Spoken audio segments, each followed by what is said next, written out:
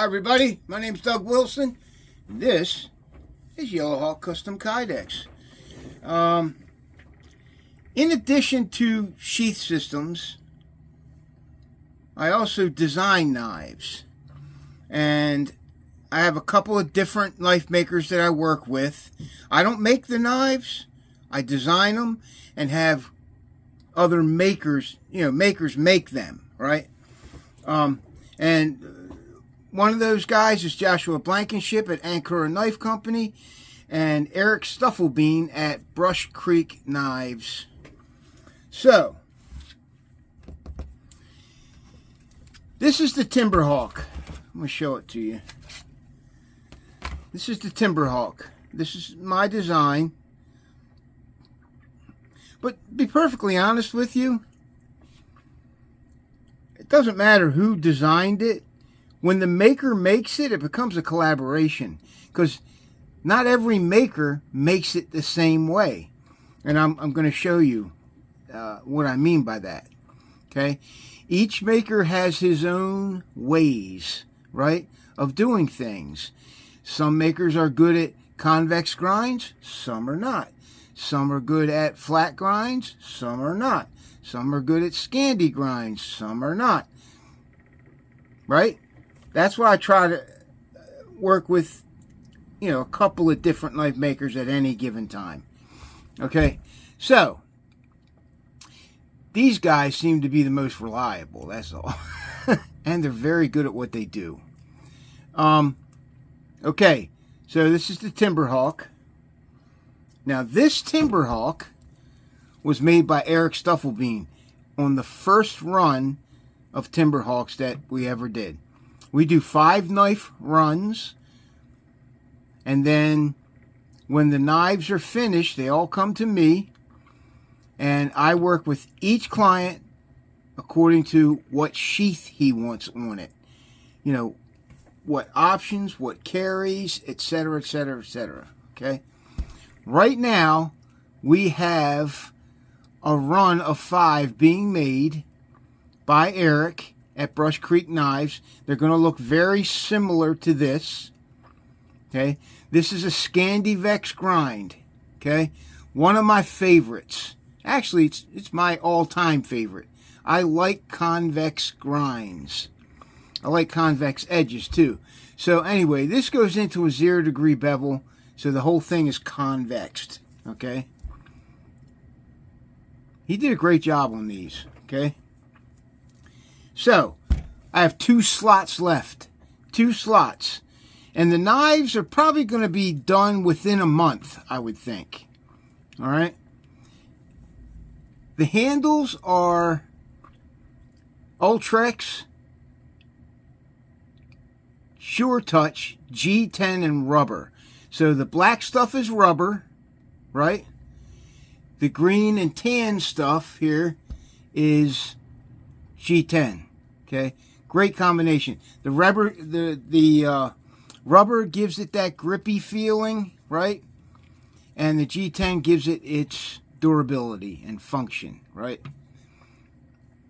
This one is CPM 3V. The ones we're doing right now, this next run, are going to be Magnacut. All right? So I have 2 slots left. 2. 5/32 is the steel. It doesn't have to be super thick to be a nice knife. Okay? As a matter of fact, I prefer my smaller knives, 5 inches and under. And this is about 5 inches. Give or take. Yeah. Give or take. I like them. What was I thinking about? Oh man, that just jumped right out of my head. Right into the pond. Like you're walking around the pond and the frogs are jumping into the pond, right? Well, that's what that thought just did to me. I prefer my knives, 5 inches and under, that's the blade length, to be thinner steel, 3/16, 5/32, sometimes an 1/8 inch, okay? And some of the best knife makers agree with that. Some LT Wright makes his knives that way, not too thick, right? So, anyway, the Timberhawk. If you're interested in this next run, I don't talk money on YouTube or Facebook. If you want to know more, if you're interested, text me. 443-315-6033.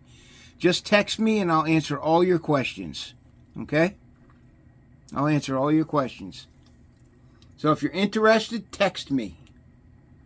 No big deal. If you want, you can email me, but I only check my email like once every 3 days. onehawk@hotmail.com. It's all spelled out. onehawk@hotmail.com. Okay? Very comfortable handle. This next run that Eric's going to do is the handles are going to be a little bit rounder. A little bit. Okay? I like these flattened, you know, they're rounded. It's rounded. You can't see it. You can't see it on camera. But it's got a flat area right in the middle that keeps that knife from doing this in your hand when you have it in your hand for a while, right? So I like a little bit of flat on the sides like this. Okay?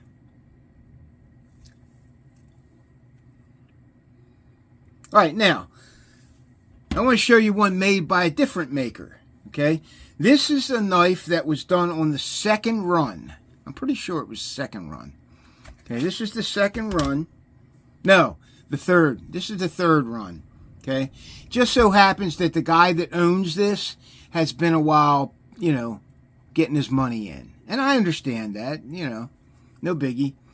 So, you see, it's much different. Now, I asked for these to be smaller. I wanted a nice compact EDC. So this is a 4-inch blade. Yep. 4-inch blade. These were made by Joshua Blankenship at Ankura Knife Company. And everybody knows how I feel about his knives.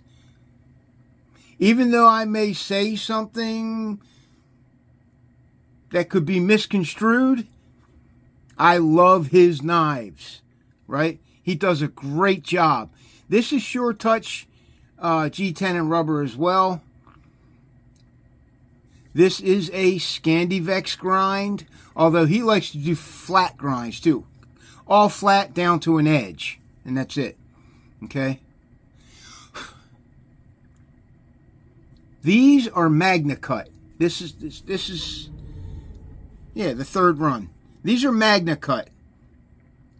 This next run is going to be Magnacut. So if you want to check out Josh's work, go to www.ankuraknife.com. Pretty sure that's it. Right? He's got a decent website. Check it out.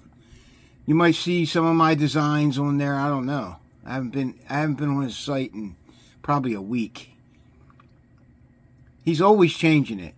But you can see this handle is perfect. I mean, it fits my hand like a glove, right? Even in back grip, you know, a backward grip, right? Fits it like a glove. All right. So there's that. Now, Josh also laser engraves. So you got Magnacut here. You got the Yellow Hawk logo here. You got the Timberhawk name here. And then on the spine, Ankura Knife Company. He just goes all out. He just presses the button and like 30 different, you know, 30 different words come up and he just puts them all over the blade. Cool, huh? I like it. I think it's neat. And this stays on the blade. You know, sometimes laser engraving kind of wears off a little. These kind of stay. Unless you polish it off, it stays on there pretty good.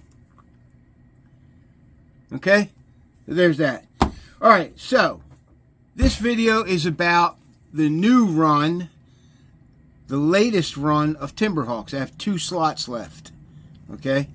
If you're interested, they're going to look a lot like this with a little bit rounder handles, right?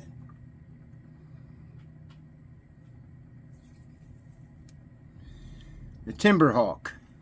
Okay, so text me if you're interested. All right, guys, that's it. I appreciate you watching the video, and we'll see you here next time. Yellowhawk Custom Kydex. Thank you for supporting veteran-owned Yellowhawk Customs. See you. Okay, so I forgot to show the sheaths. So real quick, now this is what I wanted for a sheath. This is my knife. It's the very first one ever made, right? It's a prototype, right? So this is what I wanted, okay? Ferro rod on the front, civvy clip on the back, although I could have gone with a combat lock belt clip, which are nice too. They had 2 detent buttons on either side. You press the buttons and the gate opens, all right? And then this is a Raptor dangler assembly. This is actually made for a different knife, this one, right? So that's what's cool about these. I make them so that you can buy them by themselves and turn any belt clip sheath into a dangler. Okay? So I can make you one of these. It was a voodoo dangler, or it is a voodoo dangler, where there's a plate that sits here that's screwed onto the sheath, and then I put the belt loop on that, you know, on a D-ring. Okay, so this is multicam. Now technically, to wear it in the Raptor dangler, in the dangler mode, right, you should straighten the clip up. Just straighten it up, okay? The holes are there, okay? But it rides just fine the way it is, all right? So I usually don't mess with. And then if you want to wear it on your belt, this stays on your belt, or you can take it off completely. Okay, then you got belt carry. It's set up right now for right hand cross draw. So this would be probably underneath my spare tire.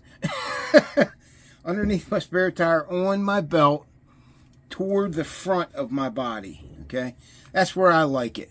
Okay, scout carry behind the back. I have to say this, okay? It's dangerous. I've seen guys poke themselves in the side with their knives and draw blood, right? Because it is very difficult. It's not hard to draw the knife, but it's very difficult to get it back in because you can't see anything, okay? I completely understand why guys would want that style of carry.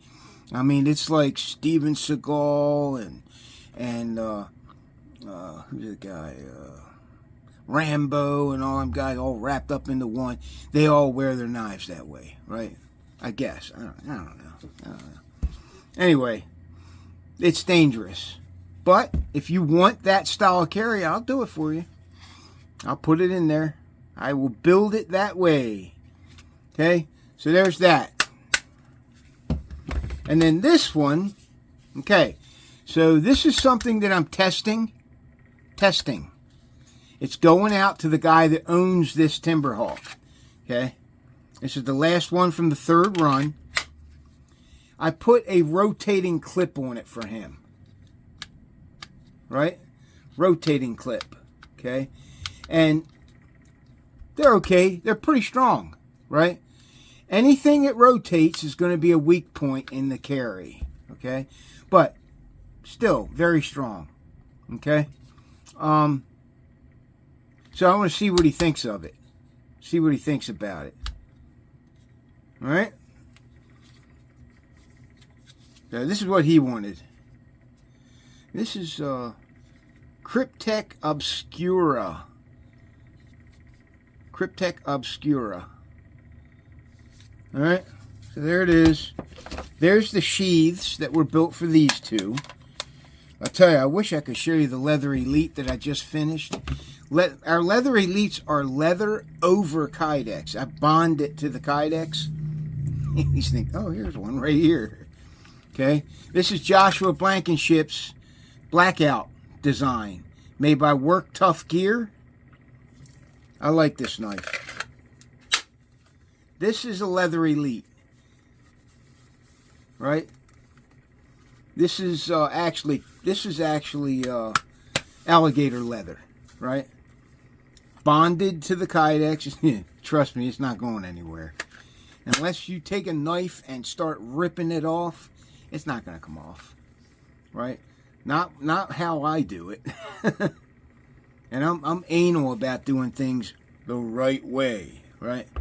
So I must have tested 5 or 6 different epoxies and glues before I decided, hey, this one works the best, right?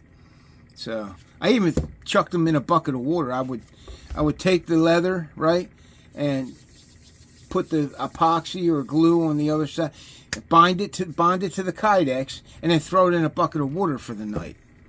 And if it peels off in the morning, now only one of these glues actually passed that test. So, and I actually had a guy, I'm pretty sure it was Alaska. He lost his rig, right? I don't know how. It fell in a stream. I don't know what he was doing with it. It fell in a stream, and it was dark. He had to go back the next day to find it. He said it was fine. So that leather elite stayed in that water all night, and then he said, I dried it out, it was fine. So that's a good testimony. Okay, leather elite. They're not cheap, guys. These are not cheap, right? It takes a long time to make one. Okay, thank you.